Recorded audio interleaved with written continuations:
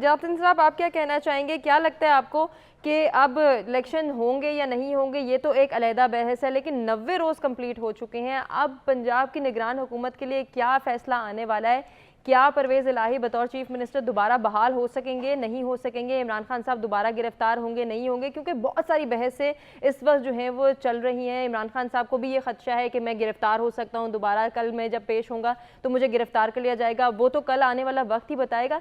लेकिन इन तमाम तर खदशात के पेश नज़र PTI का मुस्तकबिल आप कैसा देख रहे हैं?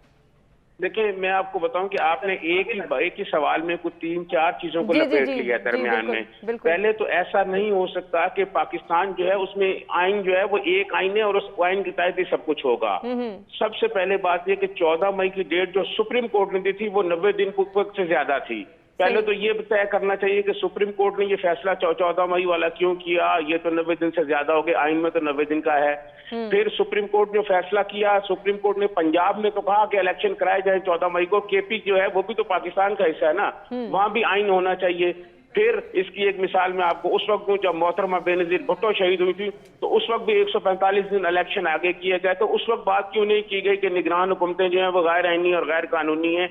ऐसा नहीं होता कि हम अपने मतलब का जो है इंसाफ लें और अपने मतलब के चीजें निकाल लें और अपने मतलब का ये कराएं। ये मुमकिन ही नहीं है चौधरी परवेज इलाही का वापस आना, क्योंकि चौधरी परवेज इलाही जो है वो अपनी हुकूमत पूरी लिमिट पूरी करके नहीं गए कि वापस आ जाएंगे। उन्होंने खुद असेंबलियां तोड़ी हैं और असेंबली तोड़ने के बाद उनकी वापसी अब नामुमकिन है। एक बात। दूसरी बात जो आपने की इमरान खान की गिरफ्तारी की, मैं समझता हूँ कि इमरान खान के खिलाफ जितने मुकदमा दर्ज हैं उनकी गिरफ्तारी किसी भी वक्त हो सकती है। और अगर जो पहले रिएक्शन आया है, अगर इसी किस्म का रिएक्शन दोबारा आया तो मुझे PTI का मुस्तकबिल को इतना सुनहरी नजर नहीं आ रहा। इनको पॉलिटिकली तौर पर बहुत ज्यादा नुकसान होगा।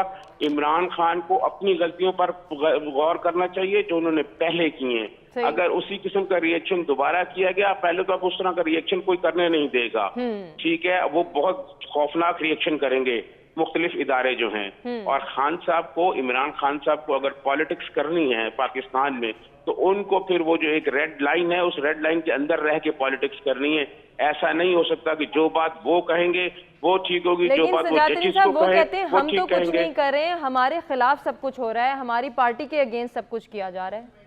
ऐसा नहीं है, जो कुछ उनकी पार्टी के खिलाफ कुछ नहीं होता। पाकिस्तान की पॉलिटिकल हिस्ट्री में ऐसा नहीं हुआ, अदालती हिस्ट्री में ऐसा नहीं हुआ।